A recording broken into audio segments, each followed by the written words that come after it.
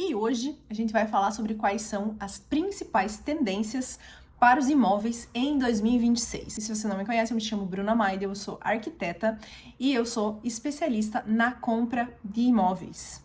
Então, se você está buscando um bom imóvel em 2026, já acessa aqui na descrição desse vídeo a Jornada do Imóvel, que é um programa que eu fiz especialmente para as pessoas que querem fazer a compra certa do imóvel, tendo certeza que fizeram um bom negócio em 2026. Então vamos ao nosso vídeo. Aqui eu trouxe 6 tendências que têm sido colocadas no mercado imobiliário como importantes em 2026 e que estão sendo e que serão bastante buscadas pelos compradores, tá? Algumas delas são tendências que são antigas, mas que vêm já se consolidando. Então vamos entender melhor quais são esses 6 itens para você perceber se, na hora de você comprar um imóvel, você vai realmente querer que esses 6 itens estejam incluídos, englobados na tua compra. E o primeiro item, que já é uma tendência há muito tempo, é o morar compacto. Mas junto a esse compacto, hoje a gente tem um outro item que é o flexível. Então, a tendência número 1 é morar compacto e ao mesmo tempo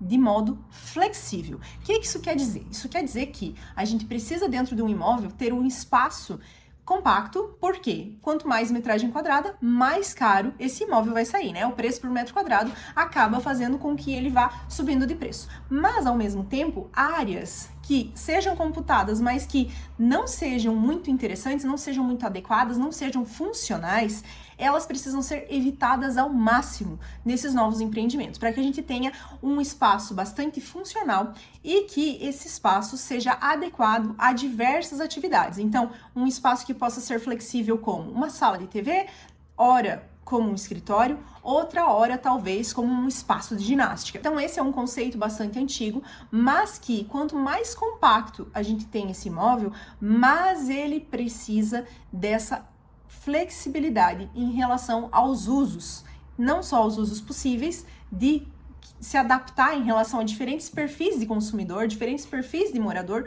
mas também em relação a se adaptar a essa rotina do morador, que ora ele vai estar querendo fazer uma coisa naquele espaço e ora vai estar querendo fazer outra coisa nesse espaço. A segunda tendência é uma tendência que está muito relacionada a essas gerações mais novas. Então a Gen Z, ela busca especialmente um espaço onde ela possa se expressar e onde ela possa experimentar novas atividades. E por conta disso, as áreas em comum desses prédios, elas têm se tornado um espaço cada vez mais importante e tem se tornado ainda mais um espaço de experiência. Então a ideia é morar em um espaço pequeno, mas ter uma área onde possam ser feitas trocas, uma área onde você consiga fazer diversas atividades. Então, com isso, os condomínios, eles vêm oferecendo cada vez mais uma diversidade de atividades coletivas. Então, desde a academia até espaço de corrida, quadras de tênis, quadra de outros esportes, área gourmet, espaços pequenos, cozinhas para aulas experimentais, espaços de trabalho, espaço de reunião, brinquedoteca, playground, piscina, áreas comuns de lazer, rooftop, bar, mini mercado. Então existe uma tendência enorme de se colocarem diversas atividades dentro de um mesmo prédio, para que os seus moradores se sintam cada vez mais cômodos em casa e para que todas as suas atividades possam ser atendidas ao toque de um botão do elevador. É basicamente isso mesmo. Então essa é uma tendência que também vem ao longo dos anos, mas essas áreas comuns, elas vêm cada vez trazendo mais itens, né? E ainda dentro dessa tendência do morar próximo a tudo aquilo que você precisa, a gente tem um outro item que é o entorno de 15 minutos. O entorno de 15 minutos é um conceito de que todas as atividades que você precise fazer e que não estejam no teu prédio estejam a até 15 minutos do lugar onde você mora. Uma maravilha, né? Nem sempre isso é possível, mas as gerações mais novas têm trazido essa necessidade de morar em locais que atendam às suas necessidades. Então, em um prédio que esteja bem localizado, esteja próximo a bares, esteja próximo a restaurantes, esteja próximo a mercado, a um shopping. E aí, dentro desse novo conceito do morar, a garagem perde espaço, porque as pessoas não querem mais ter carro e elas querem ter a praticidade de ter próximo a elas transporte público de qualidade e também a facilidade de utilizar transportes por aplicativo. Então, esse novo modelo do morar, ele está muito mais conectado com o digital. Então, todos os espaços, eles são de interação, tanto interação social, como também uma interação por meio de aplicativos que fazem com que toda a sua vida se resolva em um entorno de 15 minutos. Toda essa integração com aplicativos, essa integração do meio físico com o meio digital, introduzem a nossa quarta tendência, que é a tecnologia integrada aos edifícios, que também pode ser chamada de Smart Home. Essa tendência faz com que a gente consiga integrar o nosso morar com o nosso celular. Então, a ideia da automação residencial, ela deixa de ser um luxo, algo que apenas as classes mais altas podem ter, para se tornar algo dentro da realidade desse novo morar, por meio dessa integração de aplicativos que passam a ser integrados ao nosso celular. Então, desde ligar a luz ao toque de um botão do nosso celular, até um sistema de integração geral em relação à segurança do teu imóvel por meio de câmeras integradas em todo esse prédio e um sistema onde você consiga interagir com esse edifício por meio de um sistema que integre todas essas áreas comuns dentro de aplicativos no teu celular que façam com que você consiga entender tudo aquilo que está acontecendo naquele local e qual é o melhor momento para você utilizar cada um daqueles locais. Nosso quinto item é um item que vem sendo falado, mas faz muito tempo. Do tempo da minha faculdade a gente já falava muito, mas hoje a gente consegue ver isso realmente aplicado nos prédios e a gente vê inclusive que essas gerações mais novas já são gerações que, caso esse item não esteja incluso, elas buscam outro empreendimento. Então, a integração de tecnologias verdes e tecnologias mais sustentáveis é um item de suma importância para as gerações mais novas e é uma tendência para 2026. Justamente porque as pessoas entenderam que focar em sustentabilidade e tecnologias mais verdes não só tem a capacidade de reduzir o nosso impacto no meio ambiente, como também faz com que se reduza o impacto no nosso bolso.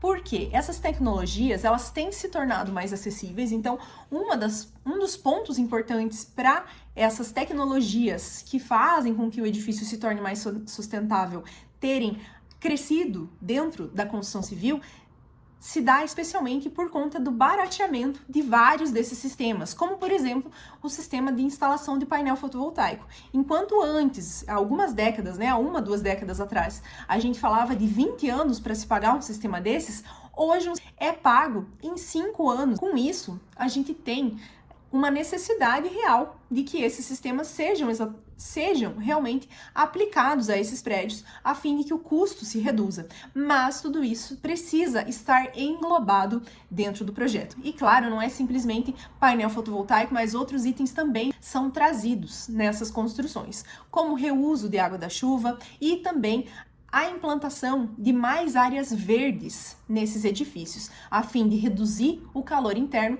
e também melhorar a estética desse imóvel. E por último, a gente tem uma tendência que é a da utilização de plataformas digitais e fintechs, a fim de que o processo de financiamento se torne mais rápido e mais prático. Então, apesar do comprador brasileiro ainda não estar exatamente adaptado à ideia da utilização de plataformas digitais para financiamento imobiliário, essa é uma tendência para 2026 e que deve crescer muito nos próximos anos a partir da difusão de várias empresas que promovem esse serviço e facilitam a tomada de crédito na hora da compra, fazendo com que haja uma redução nesse processo burocrático. Então é importante a gente entender que todo esse processo precisa ser visto de 2 maneiras. A primeira é de uma maneira positiva, justamente porque quanto menos burocracia, mais acessível esse processo se torna a boa parte do público. E a gente sabe muito bem que o processo de financiamento é um processo muito chato e que muitas pessoas desistem antes mesmo de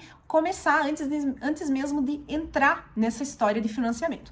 E o segundo deles é o da gente tomar um certo cuidado para que esse processo de compra de imóvel, esse endividamento por uma vida inteira, por 30 anos, 20 anos, ele não se torne algo impulsivo. Por quê? Muitas vezes essa tomada de crédito vai se tornar tão fácil que vai fazer com que muitas pessoas ajam de maneira impulsiva e acabem comprando um imóvel inadequado. tanto para a sua situação financeira, como também para a sua situação de vida, né? Que não atenda, um imóvel que não atenda às suas necessidades realmente. E pensando em tudo isso, se você realmente em 2026 deseja comprar um imóvel, não só pensando em tendências, mas pensando especialmente nas suas necessidades e em como comprar um imóvel sem cometer erros que possam comprometer a tua saúde financeira, que possam ainda comprometer a tua qualidade de vida, uma vez que você entenda só depois que esse imóvel talvez não era o mais adequado para a tua situação atual, ou que talvez esse imóvel já não te atenda depois de muito pouco tempo e você tenha que fazer uma nova troca, que eu criei a jornada do imóvel. Dentro da jornada do imóvel, você tem um checklist